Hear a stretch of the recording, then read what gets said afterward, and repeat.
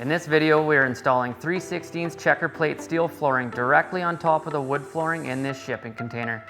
The method shown in this video is not how we normally do it, so follow along as we try not to burn our shop down.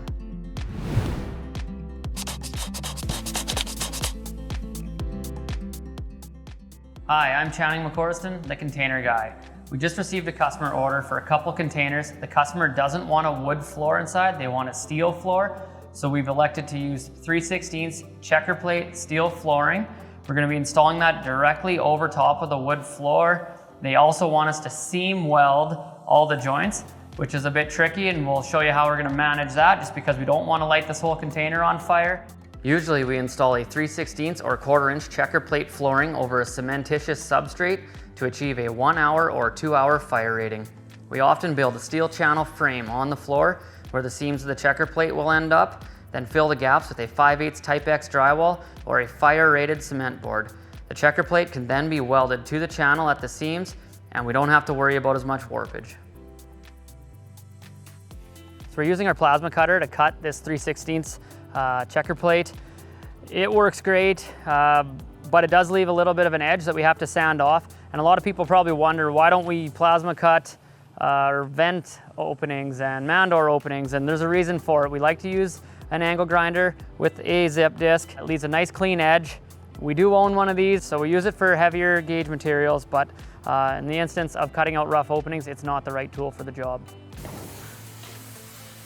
Now that we have the first sheet plasma cut and ready to be installed in here, prior to bringing it in, we took some of this aluminum foil tape and we're laying it where the two seams are going to butt together, and that's going to prevent the heat from when we seam weld the steel from penetrating down and potentially causing the wood floor to smolder or even catch on fire.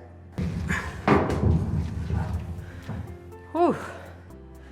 So she's a heavy lift for two guys, but we got her in. Now we're just going to gently lay it down and set it on this aluminum foil tape here. So we have the first sheet in, and the second one's actually going to come past the rough opening cutout for the man door, and we want the floor to come out past almost to the front edge of this channel here. So give that a measure. It's like 43 1/8, and that's gonna, we'll have to notch it out and just leave ourselves a little bit of an edge here that we're either able to stitch or seam weld that, or just a nice bead of caulking.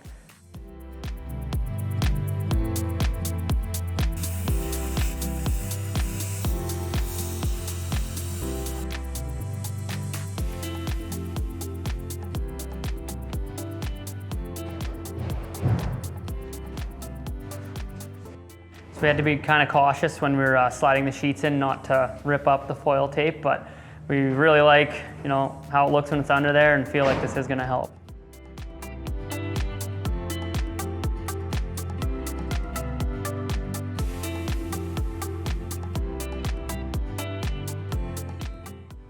So now that we have the second piece installed here, we left ourselves a 1/2 inch or so lip, and that's going to allow us to fully seam weld across this checker plate.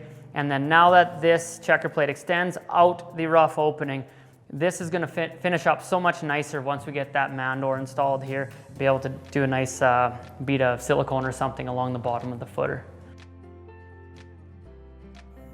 In this instance, because we don't have any steel channels to weld the checker plate flooring to, we elected to countersink some screws down into the wood floor, and that clamps the steel down so that when we do apply heat from welding, we aren't warping these panels. You got to be very careful. 3/16 we feel is the minimum thickness that you can use in order to prevent warpage. Once you go down to about 1/8, the whole floor feels like a trampoline after you're done welding it.